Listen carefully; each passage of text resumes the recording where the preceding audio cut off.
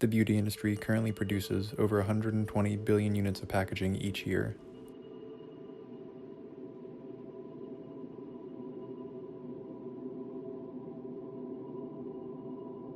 The products created within this industry contribute to the 500,000 tons of plastic that are produced annually, 91% of which do not get recycled. This alarmingly high percentage led us to develop a new material to combat problems associated with the end life of plastic packaging within the beauty industry. Searching for a compostable alternative to plastic packaging, we found potential in cocoa pods as a material source, which also contain a waste stream ripe for innovation. Cocoa pods are the brightly colored vessels that contain the cocoa fruit and beans. Solely the cocoa beans are used within chocolate production, but what happens to the remainder of the pod? It's been proven that during the processing of cocoa beans, only 10% of the total cocoa fruit weight is used commercially, while the remaining 90% is discarded as waste and left on plantation sites to decompose. According to the International Cocoa Organization, the world generation of cocoa waste can be estimated to 700,000 tons per year. This continuous deposition of waste has resulted in detrimental environmental issues including, but not limited to, silting, blockage of water drainage systems, flooding of rivers, water pollution, pests, and diseases. We want to focus on reducing and preventing the waste issues associated with plastic packaging and cocoa production, which begs the question, how do we combat these two dead ends by creating products and packaging whose materials are derived from one source? Through research, it was discovered that cocoa trees thrive when other plants provide shade and protection from changes in weather. When grown in conjunction with cocoa trees, plants like banana, abaca, and palm benefit from a growing method known as companion planting. Companion planting provides a symbiotic relationship between plants by improving soil fertility, promoting biodiversity, and aiding in weed suppression. These healthier plants benefit farmers by producing a more abundant overall crop yield.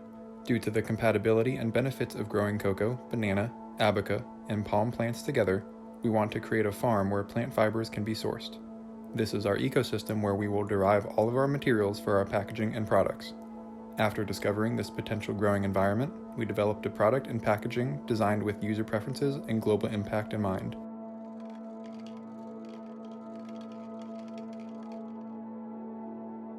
This is Cocoberry, sustainability at your fingertips. Cocoberry is a face wash system that tackles the plastic production in the beauty industry, specifically within the face soap market. Our sustainable soap kits contain plant fiber packaging, cocoa-sourced soap berries, and a banana textile shipping bag. For the plant fiber packaging, we partnered with a local nature paper maker from Sarvisbury Studios named Gibby Watskin. It was there that we first experienced the paper making process, which involved learning about different plant fibers, how to cook down natural materials, how to make natural dyes, and how to pull paper sheets.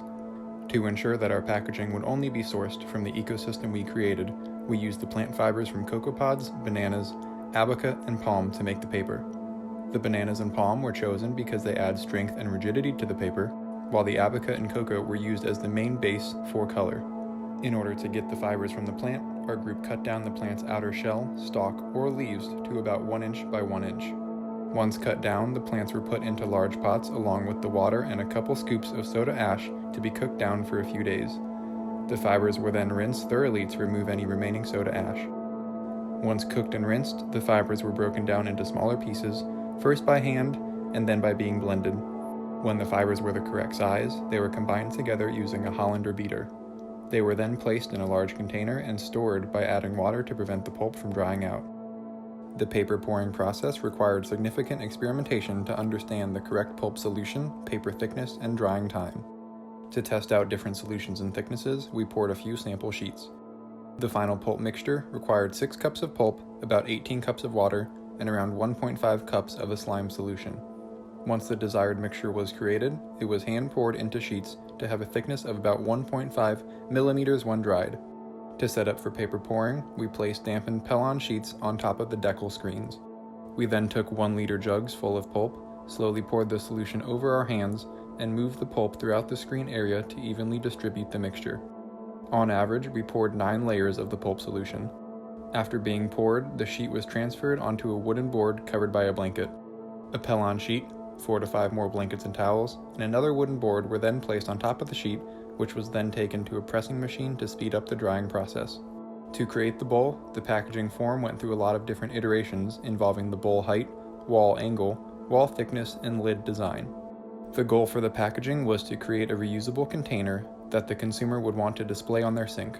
Additionally, we wanted the bowl to hold approximately 3 months' worth of soap when used twice a day, keep them safe and dry, and provide the user with effortless access to the soaps inside.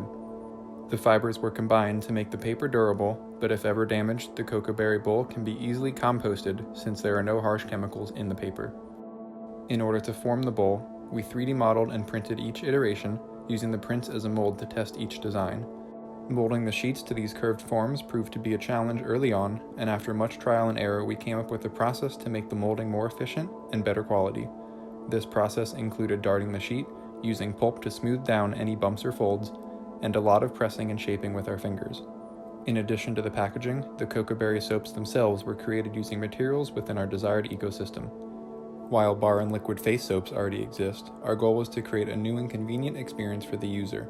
Since we wanted the product to also be made from our desired ecosystem, our Cocoberries are made from African black soap. African black soap is dark in color and can sometimes resemble dark chocolate, which was brought up as a concern during our process. While we hope no one would ingest the soap, it is only made from 3 ingredients: cocoa pod, palm oil, and plantain skins, ensuring that it's non-toxic and conducive for good health. The ridges on the soaps were designed to emulate the grooves found on cocoa pods, while providing the user with an easier finger grip. Our crushable, dissolvable soap concept was inspired by hot cocoa balm products, which allowed for our product to be single-use. The soap berries contained within the bowl provide a simple process for washing your face. For the user's convenience, each berry is portioned, allowing for single use, which in turn prevents the waste of the actual wash. To use the soap, a single berry is taken out of the bowl, placed onto the palm of the hand, and crushed with the other hand. Once the soap is crushed, the user can run their hands underwater while rubbing them together to create a lather. After a lather forms, the user can gently apply the soap to their face, rinse with water, and then dry off.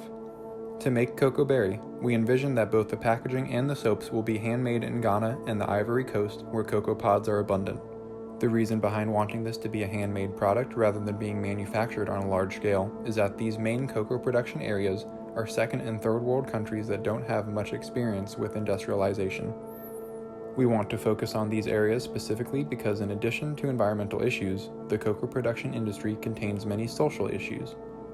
Although Ghana is the second largest exporter of cocoa beans, the Ivory Coast being the largest, their farmers receive a mere fraction of their crop's profit due to the set farm gate prices and high taxes. Additionally, besides cultivating the crop itself, there aren't many other industries within Ghana that provide the farmers with ways to use the cocoa they produce, thus leading to the aforementioned discarded material. Cocoberry aims to work with small farms to cultivate sustainable crop practices and produce the raw materials that we need for our products. We work with these farmers and offer them new sources of income to produce the handmade paper bowls right from the natural source.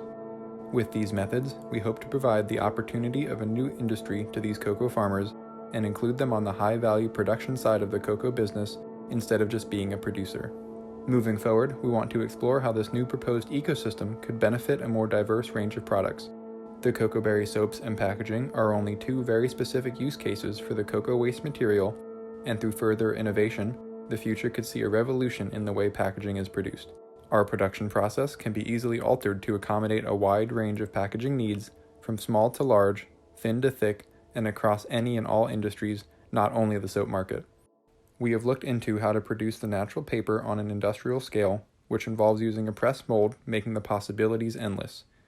The adaptability behind our naturally sourced paper is the real power behind our proposal for the future of packaging.